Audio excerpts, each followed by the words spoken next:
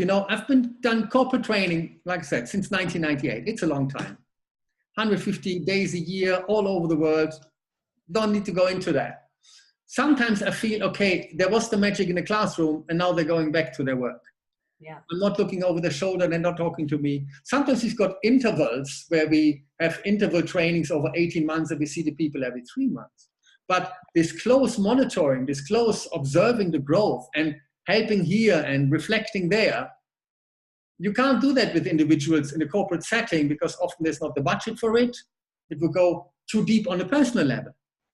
So here I am thinking there must be a way of taking my offline experience online and also leaving a legacy in the process. So ideally this thing starts to get its own dynamics and starts to grow. Yeah, so that's really the idea. Yes. Amazing. Well, congratulations. I can't wait to see where it takes you. Thank you. Thank you. You know, one thing is that it's actually a good point. I can't wait to see myself where it takes me. It's that thing, you know, it's really much more participant driven and there's much more room for input, improvisation, and bringing yourself to life. If people expect assignments and a lot of input, they will be disappointed.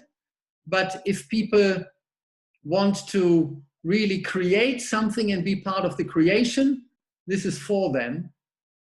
But I don't want to leave everything to their own devices either. It's like a menu you can choose from. There's about 4 areas that I think you need in anything that you're doing to become successful, no matter what talent you have.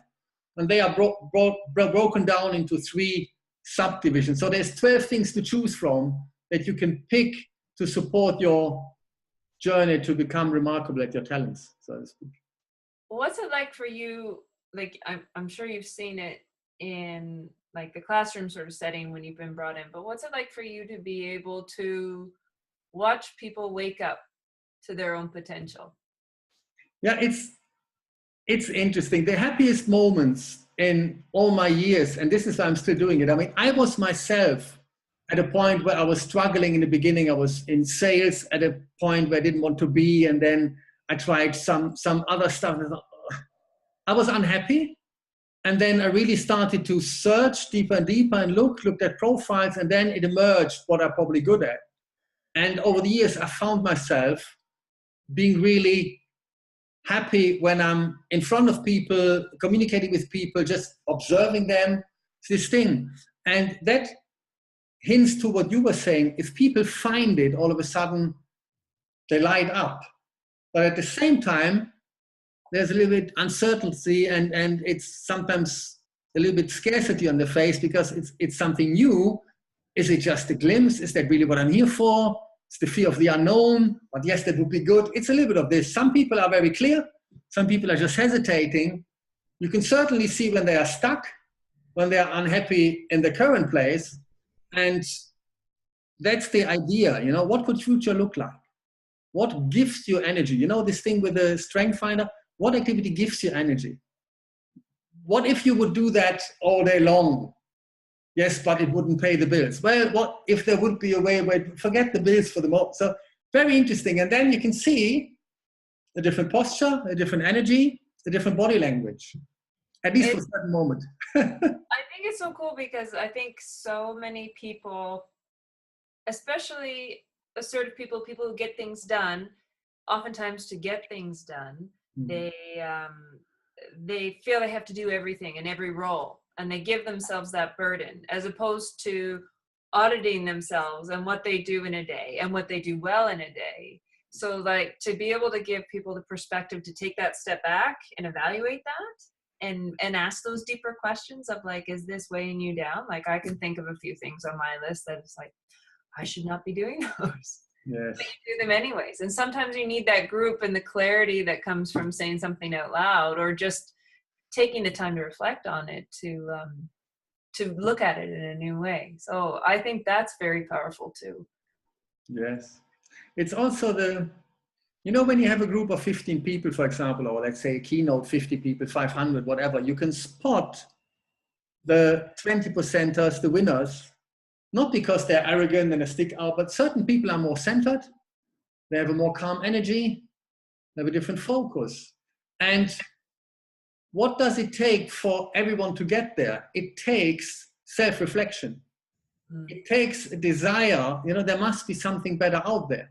Now, I'm not saying that everyone has to do that, but if you are basically doing what you're doing week in, week out, and it's not fulfilling you, but it pays the bills, well, that's a choice.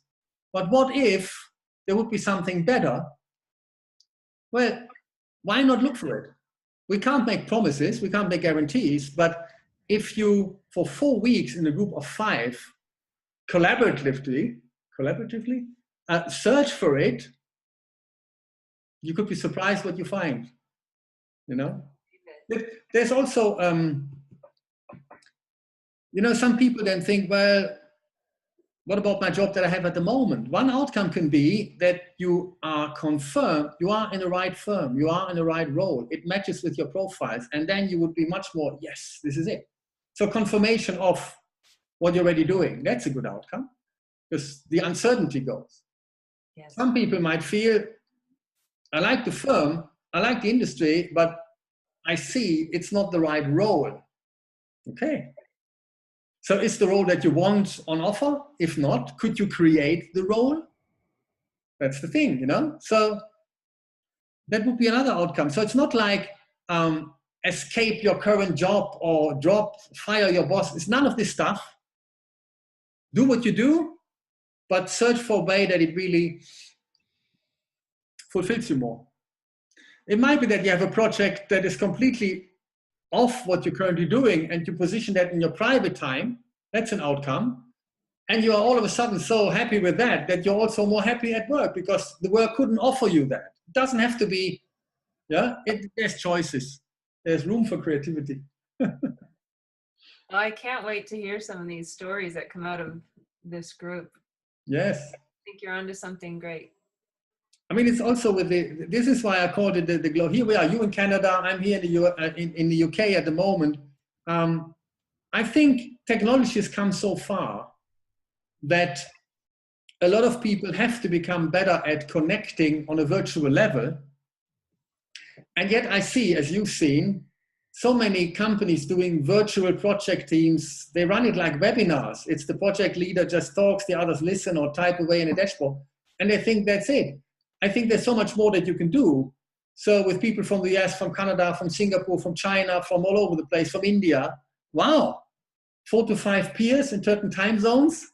So you learn to become a team builder on a virtual basis. And this is why I called it the global village. I think we're all connected. And yeah. I mean, from your experience working in companies or working for companies, what is the biggest hurdles that you see that individuals have when they are at work? What is the pain buttons that you come across observing others or working with others? I feel what I've seen is that people have an expectation that management is supposed to see their path for them and bring them on that path and cultivate it for them. I don't think a lot of us have the privilege to be in a company that offers that anymore, or at least not in a way that fulfills people. And I think people have to take a responsibility for the way they're feeling in the situation that they're in. And if they don't, they get angry and they get disenchanted and they fall flat. And it's hard because we have mortgages, we have bills, we have things that we're responsible for in life, but there's this disconnect. And it's rampant in companies right now. And I think that anyone that can empower people to reframe their path is onto something really, as you say, remarkable. Yes.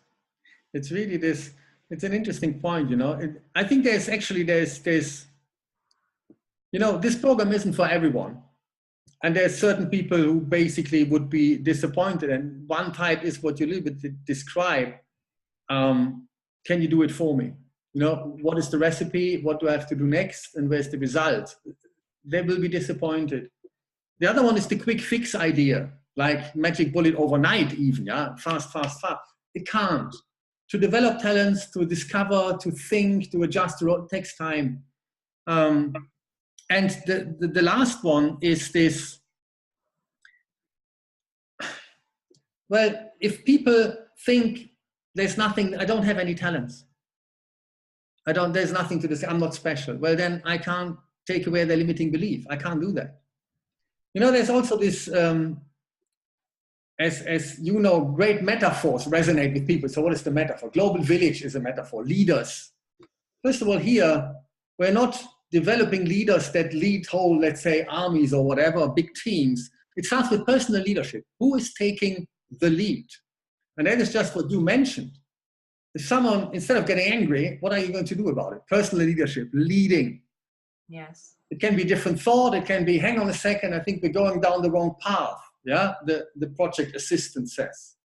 And everyone looks, well, that's just the person who took the lead by asking a clever question.